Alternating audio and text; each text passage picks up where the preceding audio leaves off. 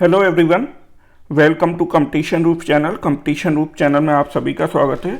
आज की इस वीडियो में हम डिस्कस करने जा रहे हैं जनरल अवेयरनेस में एक बहुत ही महत्वपूर्ण टॉपिक है संविधान के भाग, यानी संविधान के पार्ट्स कौन कौन से हैं। पार्ट्स ऑफ इंडियन कॉन्स्टिट्यूशन वो यहाँ पर आज हम देखेंगे। तो देर ना करते हुए प्रारंभ करते हैं। सबसे पहले मैं आपको ये बात बता दूं कि ये आपके एसएससी, सीजीएल, एसएससी के जो भी एग्ज़ाम हैं उसमें जनरल अवेयरनेस के टॉपिक में बहुत ही ज़्यादा इम्पॉर्टेंट टॉपिक है, और अदर जो भी कॉम्पिटिटिव एग्ज़ाम है उन सभी के लिए ये बहुत ज़्यादा इम्पॉर्टेंट है। हमें पता होना चाहिए हमारे संविधान में कितने पार्ट हैं। तो आइए देर ना करते हुए स्टार्ट कर देते हैं। तो फर्स्ट है, पहला पार्ट है यूनियन एंड इट्स टेरिटरी, यानी संघ और उसका राज्य क्षेत्र। इससे संबंधित आर्टिकल हैं 1 से 4। 1 से 4 में बताया गया कि भारतीय संघ में कौन कौन से राज्य हैं और संघ राज्य क्षेत्र कौन कौन से हैं। दूसरा है सिटीजनशिप, यानी नागरिकता के बारे में बताया गया है। 5 से 11 है आर्टिकल्स की वीडियो वैसे मैं अलग से बनाऊंगा, ठीक है। यहाँ पे मैं इम्पोर्टेंट आपको याद कराने के लिए पार्ट्स बता रहा हूँ। वैसे तो सारे पार्ट आपको पता होना चाहिए कि टोटल कितने पार्ट हैं। 22 भाग हैं भारत के संविधान में, और 22 के 22 आपको पता होना चाहिए, क्योंकि आजकल कंपटीशन का लेवल जो है टफ हो गया है। तो आपको पता होना चाहिए एक एक पार्ट के बारे में कि किस में क्या चीज़ कहा गया है, क्या सब्जेक्ट है उसका। तीसरा है मूल अधिकार। मूल अधिकार बताए गए हैं 12 से 35 में। डीपीएसपी यानी directive principle of state policy, राज्य के नीति निर्देशक तत्व या सिद्धांत कहा जाता है, 36 से 51 में है। फंडामेंटल ड्यूटीज़ हैं, मौलिक कर्तव्य हैं या मूल कर्तव्य बोलते हैं, 4A में, ठीक है। आर्टिकल है इससे संबंधित 51A।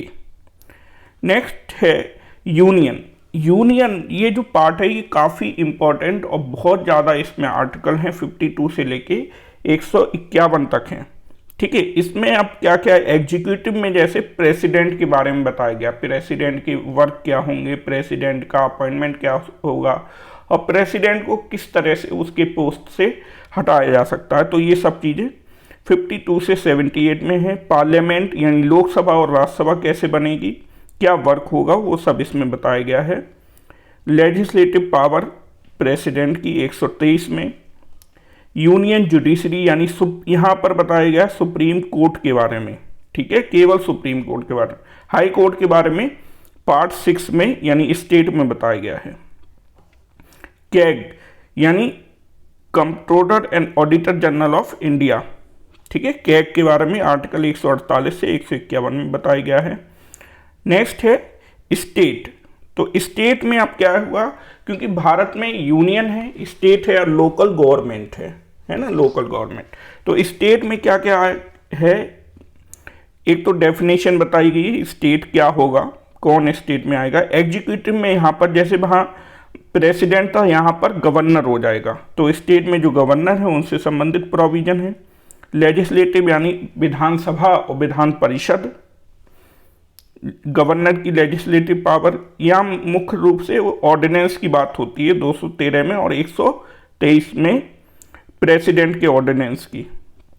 देखो हाई कोर्ट के बारे में यहाँ पर बताया गया है कि हाई कोर्ट के बारे में पार्ट 6 के भी जो चैप्टर 5 है उसमें बताया गया है। सबऑर्डिनेट कोर्ट यानी अधीनस्थ कोर्ट के बारे में यहाँ पर बताया गया है, ठीक है। पार्ट 7 में कुछ भी नहीं है, यानी ये आर्टिकल दिया जरूर है लेकिन कुछ नहीं है अब इसमें, ठीक है। पार्ट 8 में है यूनियन टेरिटरी, यूटी के बारे में बताया गया है। जैसे दिल्ली के बारे में प्रोविजन है, अंडमान निकोबार के बारे में प्रोविजन है, तो यूटीज के बारे में यहाँ पर प्रोविजन बताए गए हैं। नेक्स्ट है पार्ट 9 है, बहुत इंपॉर्टेंट है, पंचायतों के बारे में बताया गया है। तो पंचायतों का जो ये पार्ट है ये ऐड हुआ था 73वें संविधान संशोधन 1992 में। 9A में म्यूनसिपालिटीज़ यानी महानगर पालिकाओं के बारे में है, और ये 74वां संविधान संशोधन से ऐड हुआ था। 9B है कोऑपरेटिव सोसाइटीज़। तो कोऑपरेटिव सोसाइटी ये 97 कॉन्स्टिट्यूशनल अमेंडमेंट 2011 में पास हुआ था, ठीक है। और अभी 2021 में इस जो ये अमेंडमेंट हुआ था 2011 का, 2021 में सुप्रीम कोर्ट ने एक ऑर्डर दिया जिसमें इस पार्ट के कुछ प्रोविजंस को समाप्त कर दिया गया है, अनकॉन्स्टिट्यूशनल सुप्रीम कोर्ट ने कहा है। ठीक है, लेकिन ये पार्ट अभी भी इसमें बना ही हुआ है 9B कोऑपरेटिव सोसाइटीज़ के बारे में। ठीक है, नेक्स्ट है 10, भाग 10 में है शेड्यूल और ट्राइबल एरिया, यानी अनुसूचित और जनजाति जो एरिया हैं उनके बारे में यहाँ पर बताया गया है। 4 स्टेट हैं यहाँ पर, असम, मेघालय, मिजोरम और त्रिपुरा, AMMT, इस तरह से याद कर लेंगे। 4 स्टेट हैं पार्ट 10 में, असम, मेघालय, मिजोरम और त्रिपुरा, AMMT। नेक्स्ट बताया गया है पार्ट 11 में कि केंद्र और राज्य के बीच में संबंध किस प्रकार होंगे, relation between union and state, केंद्र राज्यों के बीच में संबंध। तो 2 तरह की चीज़ें हैं यहाँ पर, लेजिस्लेटिव और एडमिनिस्ट्रेटिव संबंध किस प्रकार से होंगे। नेक्स्ट है फाइनेंस, यानी वित्त, संपत्ति, संविदा और बाद, इनके बारे में कि फाइनेंस का डिवीजन किस तरह होगा, क्या क्या चीज़ें होंगी, राज्य कैसे उधार ले सकते हैं, प्रॉपर्टी, कॉन्ट्रैक्ट के बारे में, ये सब चीज़ें यहाँ पर बताई गई हैं पार्ट 12 में। पार्ट 13 में बताया गया व्यापार कैसे होगा, वाणिज्य कैसे होगा भारत की टेरिटरी के अंदर, यानी GST वगैरह की जो बातें हैं या इंटर स्टेट जो ट्रेड है वो किस प्रकार किया जाए, उससे संबंधित जो प्रोविजन है वो भाग 13 में है। भाग 14 में है सर्विस, यानी भाग 14 में सर्विसेज हैं। सर्विसेज यानी UPSC अगर आप लोगों ने सुना होगा, संघ लोक सेवा आयोग, यानी IAS की जो परीक्षाएं कंडक्ट करवाता है तो UPSC है ना। तो वो सर्विसेज जो सेंट्रल गवर्नमेंट की सर्विसेज हैं, स्टेट की सर्विसेज हैं, उन सभी के बारे में यहाँ पर प्रोविजन बताए गए हैं। ठीक है, नेक्स्ट है 14A, ट्रिब्यूनल बताया गया है कि अधिकरण। अब सेंट्रल गवर्नमेंट में जो लोग एम्प्लॉय काम कर रहे हैं उनको अगर कोई शिकायत है तो वो कहाँ जाएंगे, CAT में, कैट होता है एक। ठीक है, फिर है 15 इलेक्शन के बारे में।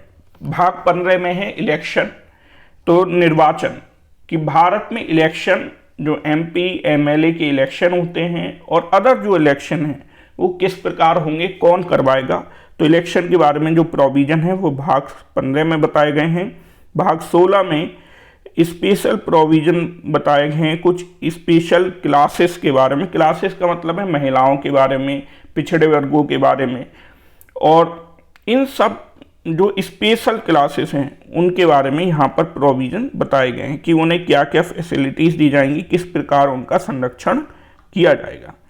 ऑफिशियल लैंग्वेज है, ऑफिशियल लैंग्वेज में बताई गई है कि क्या क्या ऑफिशियल लैंग्वेज है, उनकी प्रोविज़न क्या है। भाग 17 में ऑफिशियल लैंग्वेज, आपको एक लिस्ट पता होगी, शेड्यूल, किस शेड्यूल में 22 ऑफिशियल लैंग्वेज के बारे में बताया गया है, ये आप कमेंट में मुझे बताएंगे कि किस में बताया गया कि 22 ऑफिशियल लैंग्वेज हैं, किस शेड्यूल में, अनुसूची में। सबसे इंपॉर्टेंट है भाग 18, इसमें इमरजेंसी प्रोविजंस यानी आपातकाल के बारे में बताया गया है। मिसलेनियस हैं, जो चीज़ें कहीं फिट नहीं बैठ रही हैं उनको यहाँ पे रखा गया है। ठीक है, उसके बाद भारत के संविधान में संशोधन किस प्रकार किया जाएगा, तो संशोधन से संबंधित प्रावधान है भाग 20 में और आर्टिकल इसका 368। 21 में है temporary, transitional and special provision, यानी टेम्परेरी, जब भारत के संविधान का निर्माण हो रहा था उस समय जो प्रोविजंस थे उनको यहाँ पर रखा गया है। ठीक है, फिर है शॉर्ट टाइटल, कमेंसमेंट, ये सब आपको याद रखना है। ठीक है, तो इसमें भी मैं आपको सबसे इम्पोर्टेंट बता देता हूँ। देखो कौन कौन से सबसे ज़्यादा इम्पोर्टेंट होते हैं जो आपको पता ही होना चाहिए। स्टार्टिंग से एक बार मैं बता देता हूँ। देखो, सबसे पहले तो आपको यूनियन भाग 1 पता होना चाहिए, भाग 2 सिटीजनशिप है, 3 फंडामेंटल राइट है, 4 डीपीएसपी है, 4A फंडामेंटल ड्यूटीज़ हैं, भाग 5 में यूनियन के बारे में बताया गया है, 6 में स्टेट के बारे में बताया गया है, 7 ना है नहीं तो उसको 8 को हम देखेंगे, यूटीज़ के बारे में बताया गया है, 9 इंपॉर्टेंट है पंचायतों के बारे में, 9A municipalities, cooperative society 9B, ठीक है। और उसके बाद आ जाते हैं 11 में रिलेशन बिटवीन यूनियन और स्टेट के बारे में। देखो ये इंपॉर्टेंट है। उसके बाद इलेक्शन, ठीक है, इलेक्शन का पता होना चाहिए, पार्ट 15 है इलेक्शन। ऑफिशियल लैंग्वेज किसमें है, 17 में है, ये हमें ध्यान रखना है। 18 बहुत इंपॉर्टेंट है, इमरजेंसी प्रोविजंस है। और 20, 18 और 20 में है अमेंडमेंट ऑफ कॉन्स्टिट्यूशन, यानी संविधान में संशोधन। ये बहुत महत्वपूर्ण हैं जो हमें पता होना चाहिए। तो कौन कौन से हो गए, जैसे 18 हो गया, 20 हो गया, ठीक है, 15 हो गया part 15 election, 11 relation between union and state, और शुरू के 4 तो आपको एकदम रटा हुआ होना चाहिए। यूनियन स्टेट है पहले में, दूसरे में सिटीजनशिप है, तीसरे में फंडामेंटल राइट है, चौथे में डीपीएसपी है, और 4A में फंडामेंटल ड्यूटीज़ है। तो ये हमारे संविधान के पार्ट्स, संविधान के भाग। तो कितने भाग हैं, 22 भाग हैं, ठीक है। और आर्टिकल कितने हैं, 395 आर्टिकल हैं। शेड्यूल कितनी हैं, 12 अनुसूचियां हैं यानी शेड्यूल हैं। तो ये सब चीज़ें बेसिक हैं जो हमें पता होना चाहिए। तो फ्रेंड्स, अगर आपको वीडियो अच्छी लगी हो तो वीडियो को लाइक कर दें, शेयर कर सकते हैं तो शेयर भी कर दें, चैनल को अगर सब्सक्राइब नहीं किया तो चैनल को सब्सक्राइब कर दें, और टेलीग्राम चैनल को ज़रूर ज्वाइन कर लें, क्योंकि जो भी इम्पोर्टेंट एग्जाम से रिलेटेड इंफॉर्मेशन है वो टेलीग्राम चैनल पे आपको मिल जाएगी। मिलते हैं नेक्स्ट वीडियो में।